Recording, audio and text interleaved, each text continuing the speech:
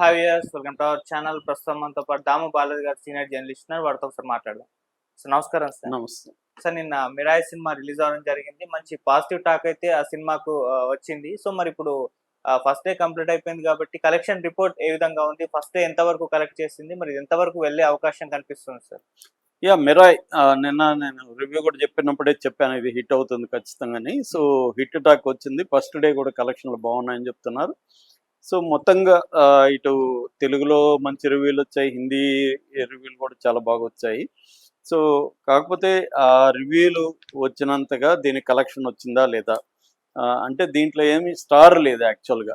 తేజ సజ్జా ఒక యాక్టర్గా ఉన్నాడు తప్ప ఇంకా స్టార్గా అయితే ఎదగలేదు. సో తన మీద పుల్లింగ్ కెపాసిటీ లేదు. తన సినిమా బాగుంటే చూస్తారు, లేకపోతే లేదు. కాబట్టి స్టార్ లేకపోవడం అనేది దీనికి మైనస్. ప్లస్ కూడా ఏంటంటే స్టార్ లేకపోవడం వల్ల బడ్జెట్ కంట్రోల్. మామూలుగా స్టార్ అయితే ఇది కూడా ఒక 400 కోట్లు అయ్యిండేది. బడ్జెట్ 60 కోట్లు తీయగలిగారు. దానికి మేజర్గా ఏంటంటే టెక్నికల్గా దాని మీద పెట్టగలిగారు. మంచిగా నెంబర్ ఆఫ్ డేస్ తీశారు. విఎఫ్ఎక్స్ ఆయనకి విశ్వప్రసాద్కి సొంత విఎఫ్ఎక్స్ స్టూడియో ఉంది. తన సినిమాలకన్నిటికి కూడా ఆయనే చేస్తాడు. వేరే వాళ్ళ సినిమాలకు కూడా తన దాంట్లో చేస్తాడు అనమాట. అందుకని ఏంటంటే తను దగ్గరుండి విఎఫ్ఎక్స్, తను కూడా ఎన్ఆర్ఐ సాఫ్ట్వేర్ ఇండస్ట్రీ నుంచి వచ్చాడు కాబట్టి తనకు అండర్స్టాండింగ్ ఉంది వీటి పట్లంతా కూడా టెక్నికల్గా. సో అతను అందుకనే స్కిల్ బేస్డ్ పర్సన్స్ని అన్ని ఫీల్డ్స్లో కూడా తనే క్రియేట్ చేసుకోవాలి, తనే ట్రైనింగ్ ఇవ్వాలనేది అతని ప్లాన్. ఎందుకంటే ఎప్పుడో పురాతన కాలంలో స్కిల్స్ పెట్టుకొని యూనియన్ల పేరుతో బెదిరిస్తున్నారనేది ఆయన చాలా గట్టిగా మొన్న కూడా మాట్లాడాడు. మేము మినిమం వేజెస్కి కంటే కూడా డబుల్ ఇస్తాం మీకు, కానీ స్కిల్ అప్డేట్ కండి అనేది ఆయన చెప్పాడు. అంటే ఒకప్పటికి ఇప్పటికి తేడా ఏంటంటే, ఒకప్పుడు ఏదో మనం డిగ్రీ చేసో పీజీ చేసో ఇంకేదో కోర్స్ చేస్తే అక్కడికి ఎండ్, ఇంకా చదవాల్సిన పనిలే, జాబ్ వచ్చేది చేసుకుంటూ వెళ్ళాం. ఇప్పుడు అలా కాదు, ఎవ్రీడే టెక్నాలజీ మారిపోతుంది, ఎవ్రీడే అప్డేట్ అవ్వాలి, నువ్వు everyday you have to learn. కాబట్టి ప్రతిరోజు నువ్వు నేర్చుకోకపోతే నువ్వు వెనకబడిపోతావు. కానీ సినిమా ఇండస్ట్రీలో ఏంది, ఎప్పుడో లైట్ మ్యాన్ అతనికి ఎప్పుడో వచ్చి ఉంటుంది. మోడర్న్ టెక్నిక్స్ ఏంటి, మోడర్న్ లైటింగ్ టెక్నిక్స్ అవేమీ అప్డేట్ కాదు. కెమెరా అసిస్టెంట్లు ఉంటారు, వాళ్ళు ఇప్పుడు పురాతన కాలంలో ఉంటారు. మోడర్న్ టెక్నాలజీ ఏందో తెలియదు వాళ్ళకి. ఇలాగ అప్డేట్ కానీ అనేక మంది పనిచేయడం అనేది ఆయనకి ఇబ్బంది. అందుకని ఆయన పెట్టుకొని చేశాడు. అందుకే ఇవాళ క్వాలిటీ వచ్చింది. అందరూ కూడా విఎఫ్ఎక్స్ చాలా బాగున్నాయని టాక్ రావడానికి విశ్వప్రసాద్ ప్రొడ్యూసరే ప్రధాన కారణం. సో ఈ నేపథ్యంలో కలెక్షన్ పరంగా చూస్తే అగైన్ SackNilk.com సైట్ ప్రకారం ఫస్ట్ డే కలెక్షన్లు దీనికి 12 కోట్లు నెట్ వచ్చింది. నెట్ 12 కోట్లు అంటే మంచి కలెక్షన్లు వచ్చినట్టుగా. అంటే 60 కోట్ల బడ్జెట్లో నెట్ అంటే 20% వచ్చేసింది ఫస్ట్ డేని. యాక్చువల్గా వీళ్ళు 15% ప్రాఫిట్లో రిలీజ్ అయింది నిజానికి సినిమా. ఎందుకంటే నాన్ థియేట్రికల్ రైట్స్ మంచిగా వచ్చాయి, అట్లాగే థియేట్రికల్గా కూడా అడ్వాన్సులు ఫుల్గా వచ్చాయి. కాబట్టి సేఫ్ ప్రాజెక్టుగానే రిలీజ్ అయింది. అయితే ఇప్పుడు ఫస్ట్ డేనే 12 కోట్లు వచ్చింది. అట్లాగే ఆక్యుపెన్సీ పరంగా చూసుకుంటే తెలుగులో 68.59% ఆక్యుపెన్సీ ఉంది. ఇది నిజానికి పెద్ద హీరోలకు కూడా రాని ఆక్యుపెన్సీ. మనం హరిహర వీరమల లాంటి సినిమాలకు కూడా 66% కంటే ఎక్కువ రాలా ఫస్ట్ డే. పవన్ కళ్యాణ్ లాంటి సినిమాలకి దీనికి 68.59% రావడం అనేది బ్రహ్మాండ ఆక్యుపెన్సీ. అయితే మిగతా ప్రాంతాల్లో అది రాలేదు. హిందీలో తీసుకుంటే 10.8% ఆక్యుపెన్సీ. తమిళ్లో తీసుకుంటే తమిళ్ ఒకటే కొద్దిగా బెటర్గా ఉంది, 19.5% తమిళ్లో ఆక్యుపెన్సీ. కన్నడలో 5.8% ఆక్యుపెన్సీ. కేరళలో 16.6% ఆక్యుపెన్సీ. అంటే ఓవరాల్గా తెలుగులో మంచి ఆక్యుపెన్సీ ఉంది, నెక్స్ట్ తమిళ్లో ఉంది. ఇప్పుడు మౌత్ టాక్ స్ప్రెడ్ అవడంతో ఈరోజు రేపు, ఎందుకంటే వీకెండ్లు కాబట్టి ఈరోజు రేపు హిందీకి కూడా బాగా పెక్కిపోయే అవుతుందని అక్కడ చెప్తున్నారు. ఎందుకంటే అక్కడ కూడా కాంపిటీషన్ ఏం పెద్దగా లేదు ఇప్పుడు. పైగా ఇది శ్రీరామకి సంబంధించిన ఇది చేయడం, తర్వాత ఇది స్పిరిచువల్ స్టోరీగా ఉండడం, అశోక ఇవన్నీ కూడా నార్త్ ఇండియాలో కూడా బాగా కనెక్ట్ అయ్యే అవకాశం ఉంది.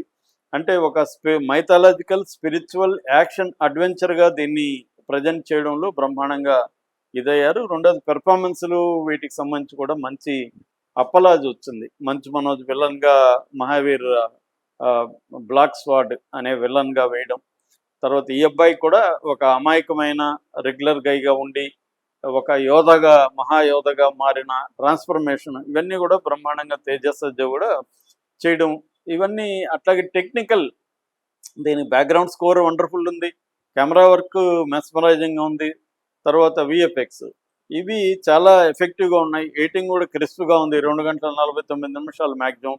అంటే ఈ మధ్య మనం పాన్ ఇండియా సినిమాలంతా 3 గంటల పైన ఉంటున్నాయి, దీని రన్ టైం కూడా కరెక్ట్గానే ఉంది. అందువల్ల అన్ని ప్లస్లు దీనికి ఏర్పడ్డాయి. అయితే ఓవరాల్గా తేజ సజ్జ సినిమాల్లో దీని ర్యాంకింగ్ చెప్పాలంటే హనుమాన్ కంటే తక్కువ ఉందనేది చాలామంది చెప్తున్నారు. ఎందుకంటే హనుమాన్కి ఫస్ట్ డే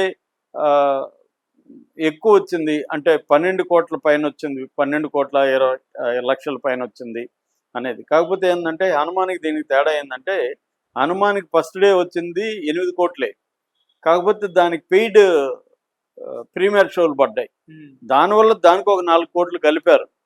మామూలుగా అయితే ఫస్ట్ డే లెక్క వేసినప్పుడు హనుమాన్ కంటే కూడా మిరాయికే ఎక్కువ వచ్చింది. హనుమాన్కి 8 crores వస్తే మిరాయికి 12 కోట్లు వచ్చింది. అంటే హనుమాన్ కంటే హనుమాన్ కంటే 4 కోట్లు ఇది ఎక్కువ ఫస్ట్ డే కలెక్ట్ చేసింది. కాకపోతే ముందు రోజు చేసిన పెయిడ్ ప్రీమియర్ల వల్ల దానికి 4 కోట్లు యాడ్ అయిందన్నమాట. ఓకే. ఇక నెక్స్ట్ సినిమా అవుతుంది హనుమాన్ ఎక్కువ అనుకుంటే నెక్స్ట్ సినిమా 12 కోట్లు మిరాయి. మూడవది ఓ బేబీకి 2019లో రిలీజ్ అయింది. దాంట్లో ఇతను మంచి క్యారెక్టర్ చేశాడు, దానికి 2.5 crores ఫస్ట్ డే కలెక్షన్. అట్లాగే జాంబీ రెడ్డి 2021లో రిలీజ్ అయింది, 1,50,00,000 ఫస్ట్ డే. ఇక ఇష్క్ అని ఒక సినిమా చేశాడు, దానికి 22 లక్షలు ఫస్ట్ డే. అంటే ఇష్క్ దగ్గర నుంచి మనం చూసుకుంటే ఈ అబ్బాయి గ్రోత్ ఖచ్చితంగా మంచి అప్వర్డ్ గ్రోత్ ఉంది తప్ప ఎక్కడ డౌన్వర్డ్ కానీ సైడ్ వేస్ గ్రోత్ కనబడలేదు. క్లియర్గా అప్వర్డ్ గ్రోత్ మనకు కనబడుతుంది అనమాట. సో ఆ రకంగా తేజ సజ్జ ఒక చైల్డ్ ఆర్టిస్ట్గా ఉండి తను ఒక పాన్ ఇండియా సినిమాకి, నిజానికి అతనికి పెద్ద గాడ్ ఫాదర్ లేరు, లేకపోతే పెద్ద ప్రొడక్షన్ హౌస్లు అతనికి లేవు, కాబట్టి ఖచ్చితంగా ఇది ఒక ఇన్స్పిరేషన్ స్టోరీగా చెప్పుకోవచ్చు మనం. అంటే చాలామందికి కూడా ఇది ఇన్స్పైర్ అయ్యే అవకాశం ఉంది ఆ స్థాయిలో అతను చేయడం. రెండోది అతను యాటిట్యూడ్ కూడా చాలామంది మనం చూస్తున్నాం, యాటిట్యూడ్ స్టార్లు ఒక సినిమా వచ్చి రాకముందే వాడి యాటిట్యూడ్, మాటలు, బిల్డప్లు అవన్నీ పెరిగిపోవడం కనబడుతున్నాయి. ఈ అబ్బాయికి ఆ యాటిట్యూడ్ ఇప్పటివరకు అయితే బ్యాడ్గా రాలేదు. సో దీనివల్ల కూడా ప్రొడ్యూసర్లు ఇతను ప్రిఫర్ చేస్తున్నారు. రెండోది అబ్నార్మల్ రేట్లు ఇతను డిమాండ్ చేయట్లేదు, మేబీ ఈ సినిమా తర్వాత ఏమన్నా డిమాండ్ చేస్తాడేమో చూడాలి. ఎందుకంటే ఇవాళ పరిస్థితి ఏంటంటే ప్రొడ్యూసర్ల పాయింట్ ఆఫ్ నుంచి ఆలోచించినప్పుడు ఓటీటీ మార్కెట్ అనేది కంప్లీట్గా పడిపోయింది. ఇంతకుముందు మనకి కరోనా తర్వాత ఓటీటీ మార్కెట్ విపరీతంగా లేచింది, అందువల్ల హీరోలు కూడా రెమ్యునరేషన్లు పెంచేశారు. ఇవాళ ఓటీటీ మార్కెట్ కంప్లీట్గా పడిపోయింది, వాళ్ళ కంట్రోల్లోకి ప్రొడ్యూసర్లు వెళ్ళిపోయారు, ప్రొడ్యూసర్లు డిమాండ్ చేసే పరిస్థితి లేదు. ఇక థియేటర్కి కూడా కరోనా తర్వాత కొద్దిగా బిగినింగ్లో థియేటర్లు బాగానే ఉన్నాయి, కానీ తర్వాత డౌన్ అయింది. దానికి కారణం ఏంటంటే మొత్తం మన ఆర్థిక వ్యవస్థలో అర్బన్ కన్జంప్షన్ అనేది పడిపోయింది కూడా.